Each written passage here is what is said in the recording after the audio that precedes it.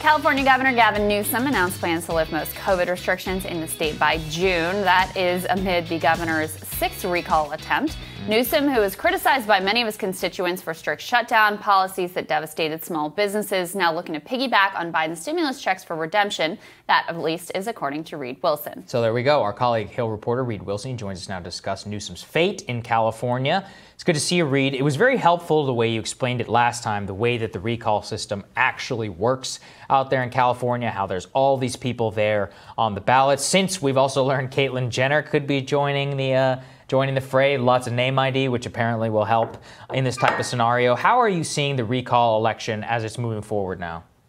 Well, it's almost certain to qualify. They turned in more than 2.1 million signatures to get the recall on the ballot. They need 1.5 million of those signatures to be valid.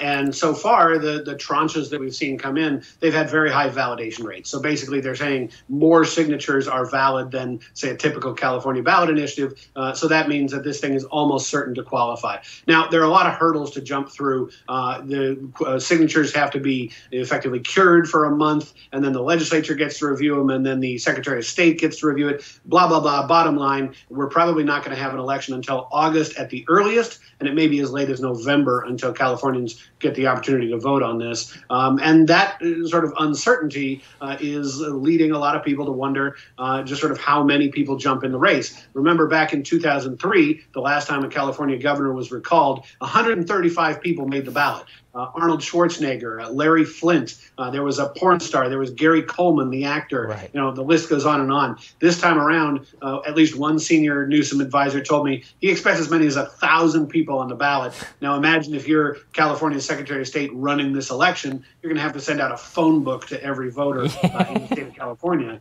to get there, so to let them know just who's on the ballot. That is really wild. Yeah. What do you make of the Caitlyn Jenner conversation here?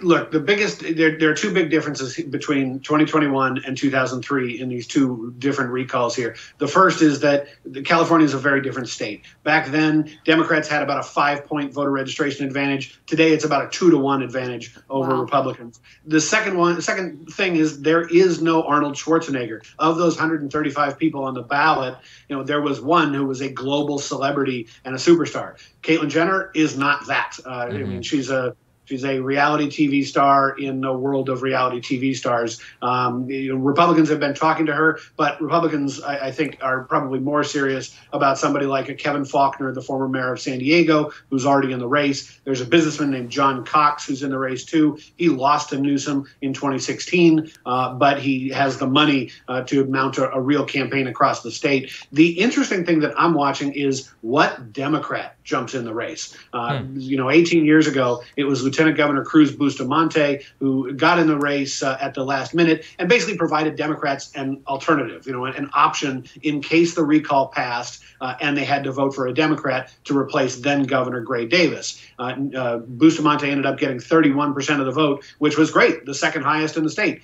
But Arnold Schwarzenegger got 48% of the vote, and that was enough to get him to win. That's why Republicans think that they have an option here. You don't need 50+1 to win. You don't even need 48, 49% to win. You probably need, in a field of 1,000 candidates, 25, 30%, not too much. That's fascinating. So the question, though, is whether or not a Democrat jumps in and offers some kind of legitimacy to this recall. And let me tell you, Newsom's team is working very hard to keep a lot of well-known Democrats on the sidelines. Well, that's my next question, which is that how good is Newsom's lock on the Democratic Party in California? Does he have the requisite power in order to make calls like that, or are people thinking about bucking the system?